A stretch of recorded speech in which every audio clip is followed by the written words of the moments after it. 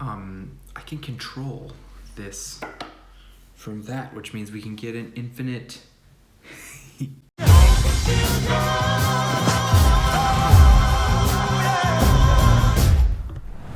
Okay, I just saw BlacKkKlansman, and I'm making this video to help you decide if you should see it, if you need to see it, especially considering, like, it's kind of morally obvious that the KKK is bad. So what's the value in going to see a movie like this? Especially, like, doesn't this just count as stirring up racial tensions of the past in a moment where racial tension is kind of a thing that happens a lot? So I want to answer that question with this thesis, which is the movie is obvious, and you'll see what I mean by the end.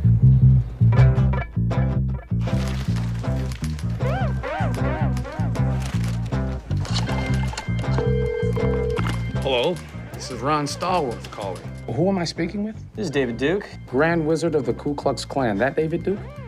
God. Last time I checked. What can I do you for? Well, since you asked, I hate blacks. I hate Jews, Mexicans and Irish, Italians and Chinese. But my mouth to God's ears, I really hate those black rats. And anyone else, really, that doesn't have pure white Aryan blood running through their veins. I'm happy to be talking to a true white American. God bless white America. Okay, obvious thing number one. There's no interpretive wiggle room with the KKK. So many things get politicized right now. So we're in a culture of political correctness that if you make a slip of the tongue and you say, like, oh, this food's really ethnic, or instead of Asian American, like, you'll get crucified. And maybe that slip of the tongue is bad, and maybe there's an opportunity for learning there. But calling it racist, it feels like there's a gray area. And I honestly think that it's true that in a culture, in this culture, that word gets thrown around so much that its overuse actually causes it to lose its moral weight. And it is a morally weighty concept. That's part of why this movie's good, right? There's no gray area with the KKK, right? The KKK is evil. Cool. How do you propose to make this investigation? We'll establish contact over the phone. We'll need a white officer to play me when they meet face to face. You for the white race, Ron? Oh, hell yeah. So there becomes a combined Ron Stallworth. Can you do that? With the right white man, we can do anything. Obvious thing number two. I think this movie does a good job of painting a reality that violence is active and not passive, right? We often say, she was sexually assaulted or he was attacked, and like we use the passive voice. And it's true that you can say things like that, but violence isn't something that just happens, like people accidentally spilling their coffee. Or violence is something that real people did and real people do. And in the case of the KKK, racially motivated violence, it's planned in advance. The KKK is planning an attack. And it's actively pursued. And the movie does a good job of emotionally connecting you with that. Like, I was writing a draft of this, and I wrote, the Collins, Wesley, Robinson, and McNair were killed in the Birmingham church bombing. Right? Yeah, they were, and it was a tragedy, and that's a fact. But stating it that way is a fact. It's a fact framed devoid of the names and the intentions and the planning that went into the racially motivated violence, the murders that occurred, so that were committed. So like first degree murder requires criminal intent. Like racist violence requires active evil and active planning. Guns aren't like, they don't magically appear on black bodies unless there's a Jason Stockley planning ahead of time to keep a spare gun to actively plant, right? So a non-spoiler moment in the movie that really stuck out to me early on was watching a whole bunch of white guys in a bar just repeatedly use the N-word. And it's so cringeworthy when you're watching it. And that it's not something that you emotionally perceive in history class, in the passively framed historical representations of racial tragedy that we all grew up with, or at least I grew up with. So the movie does a good job of that, and like in a possibly way too woke pronouncement, I think there are occasions when framing where it's an act of linguistic aggression to frame racial violence as something that passively happens instead of the deliberate, ignorant evil that it is. And BlacKkKlansman does a good job of like capturing that. Cool. Obvious thing number 3 that I'm not going to dwell on, I just want to state, knowing the facts of the evils of our past is different from emotionally and empathically understanding them. We're given so few opportunities to empathize with people in the past.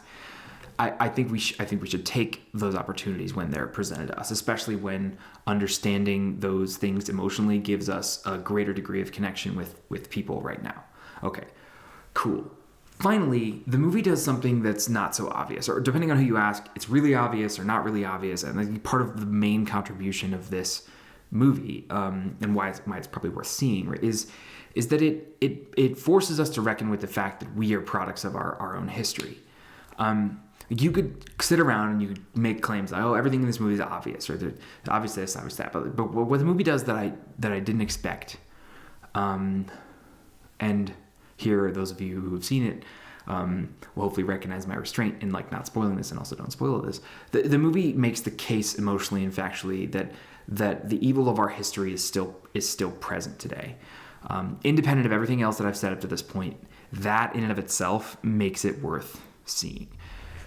And sprinkled throughout the movie, there's all these little winks and nods and wait, did they really, like, that point to the reality of racism in contemporary life, as seen from the perspective of years and years ago. So if you're out in the streets filming yourself burn Nike shoes, I think Spike Lee makes the case that part of why you're doing that is because you fail to recognize just how much of the obvious evil of the past has trickled into the obvious evil of today. Cool. So to wrap this up, there are narrative elements in the movie, not worth spoiling, that go far beyond what I'm saying. There's so much going on. I don't understand film, but there's a lot of really good things happening in this movie, film-wise. But like beyond all of that, you should just see it. Like 100%, you should just see it. You should go in cold. Don't read any more reviews that might spoil what I'm taking pains not to spoil. Just go see the movie, right? If for no other reason that sometimes it's the most obvious things in our lives that we most need reminding about. And in a cultural moment that seems to be incapable of recognizing our own history, this movie's important. Grapple emotionally with the obvious truths of our own history, the obvious realities of the evil in our own history, and grapple with the fact that influences us now. But also grapple with the fact that there were heroes in our history, and there are heroes in the right now. White and black, pushing the envelope, infiltrating the KKK, preventing violence. There's really good things happening then and now.